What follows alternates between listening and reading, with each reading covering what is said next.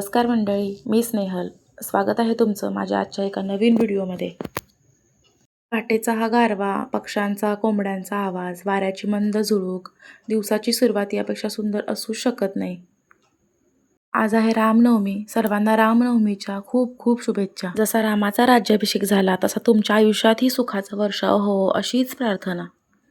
अशा प्रसन्न सुंदर सकाळी गवती चहा घातलेला वाफाळता कोरा चहा आणि सोबतीला आयुष्याचा जोडीदार म्हणजे स्वर्ग सुख, नाही का? या धावपळीच्या आयुष्यातही आम्ही दररोज सकाळचा चहा सोबतच घेतो. कितीही घाई असू दे, कामं असू दे, सकाळी असे चहा पीत 10-15 मिनटं बसल्याशिवाय दिवस सुरूच होत नाही आणि आता सवय झाली आम्हाला याची.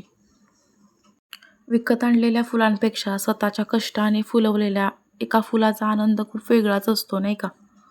यात दिसणारी लाल आणि पांढऱ्या कलरची जास्वंदाची फुलं मी लावलेल्या झाडांची बरं का. पाणी हे शांततेचं प्रतीक आणि त्यावर तरंगणारी ही फुलं घरामध्ये पॉझिटिव्हिटी घेऊन येतात. असं तबक सजवणं ही माझी जुनी आणि सगळ्यात आवडती सवय. उंबरठा हा घराचा आरसा असतो. तो जेवढा स्वच्छ आणि सजलेला तेवढं घर प्रसन्न असतं. हळदीच्या लेपनाने उंबरठा सजवणं हा आपल्या भारतीय संस्कृतीचा सर्वात सुंदर भाग आहे. यामध्ये वापरली जाणारी हळद ही अत्यंत शुभ आणि औषधी आहे, तसेच समृद्धीचे प्रतीक आहे. अष्टगंध आणि चंदन हे शीतलता आणि प्रसन्नता निर्माण करते. गोमूत्र आपल्या हिंदू धर्मात अत्यंत पवित्र आणि शुद्धीकारक मानले जाते. मूत्रामुळे घरात प्रवेश करणारी नकारात्मक ऊर्जा रोखली जाते.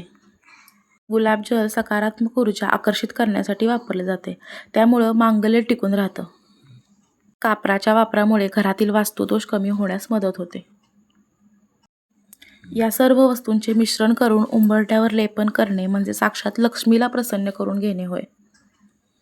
हळदीचे लेपन केल्यावर त्यावर पांढऱ्या रांगोळीने नक्षी काढल्यामुळं उंबरठ्याचे पावित्र्य डबल होते आणि येणाऱ्या लक्ष्मीचे स्वागतच केल्यासारखं आहे ना जणू. मंगळवार, शुक्रवार आणि पौर्णिमेला लेपन करणं अत्यंत शुभ मानलं जातं. दसरा, दिवाळी, पाडवा आणि आज जसं रामनवमी असल्यासारख्या सणाला जर असं उंबरठा लेपन केलं तर त्याचं अधिक चांगलं फळ मिळतं. आज आहे रामनवमी. रामनवमी म्हटलं की आठवतं कराडात साजरी होणारी रामनवमी. आणि आज कराडपासून 30-35 किलोमीटरवर असणारं समर्थांनी स्थापित केलेलं चापेळचं राम मंदिर, तिथल्या पालखी सोहळा, रथ उत्सव आणि 10 दिवस चालणारी रामनवमीचा उत्सव, मजा यायची. कराडपासून लांब आल्यानंतरच कराडाचं महत्त्व कळते बरं का. कराडची माती आणि इथलं पाणी असं आहे ना की इथलं माणूस एकदा जगाच्या पाठीवर कुठंही गेला तरी तो कराडला आणि कराडच्या माणसांना शेवटपर्यंत विसरणार नाही. आज जरी मी कराडात राहत नसली तरी माझं कराड आजही माझ्या संस्कारात, माझ्या जेवणात जिवंत आहे. कराडची माणसं थोडी रागीट आणि टॅम्बीस असतील, पण मायेच्या बाबतीत मात्र त्यांचा हात कुणीच धरू शकणार नाही. उंबरठा लेपून करून झालेलं जे थोडंसं खरकट राहतं त्यात थोडंसं पाणी टाकायचं आणि ते पाणी झाडांना टाकून द्यायचं. उंबरा रांगोळी झाल्यानंतर देवपूजेला आली. आधीच देव धुवून ठेवलेले, मग फक्त देवाऱ्यावरून हात फिरवला, थोडासा कपडा मारला. देवपूजेला जेवढी जास्त फुलं असतील तेवढी देवपूजा करायला बरं वाटतं. सकाळच्या वेळी सुवास धूपदीपाचा, घरात दरवळे सुगंध भक्तीचा, हात जोडून या प्रार्थना करू, सुखी ठेव देवा आमच्या सर्वांना.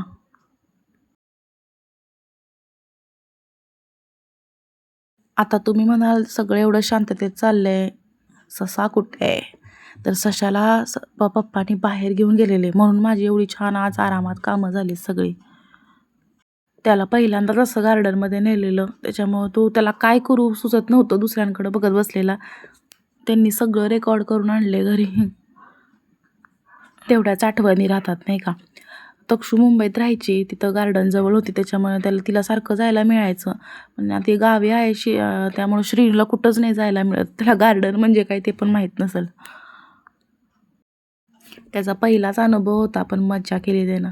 थोडा घाबरला पण मजा केली.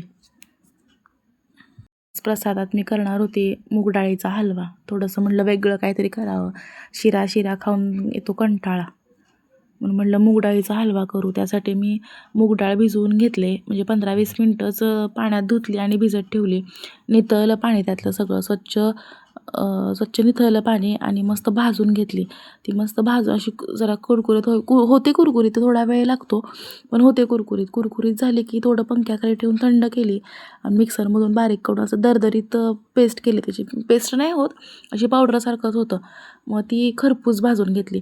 पण शिऱ्यापेक्षा भरपूर वेळ लागतो बरं का ह्याला तूप कमी, आपण कमी तुपाला 2च चमचे मी तूप टाकलं आहे.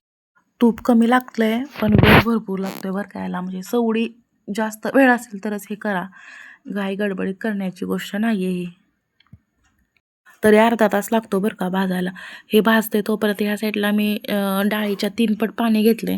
जितकी डाळ घेतली त्याच्या 3 पट पाणी, 1 वाटी साखर, म्हणजे जेवढी डाळ तेवढं साखर आणि त्यात वेलची टाकले. जर केसर असेल तर केसर टाकायचं. मग इकडे केसर नव्हतं त्याच्यामध्ये मी थोडासा फूड कलर टाकला आणि उकळायचं. म्हणजे त्याचा काही पाक नाही करायचा, फक्त उकळायचं आणि उकळलं की त्या मिश्रणात टाकायचं, हलवून द्यायचं.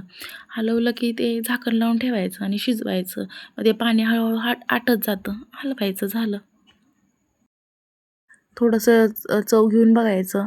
शिजली डाळ की झालं, झाकून ठेवायचं आणि शेवटी उतरताना झाल्यानंतर थोडंसं त्याच्यावर 1 चमचाभर तूप टाकायचं. म्हणजे असं मस्त तुपट वास येतो. म्हणजे कमी तुपात केलं तरी पण जास्त तूप घातल्यासारखं वाटतं. आमच्या कराडच्या माणसांच्या मनात ना कपट नसतं, जे असतं ते तोंडावर.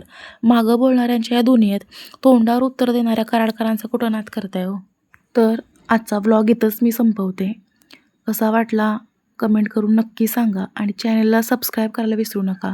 शेवटपर्यंत व्हिडिओ बघितल्याबद्दल धन्यवाद.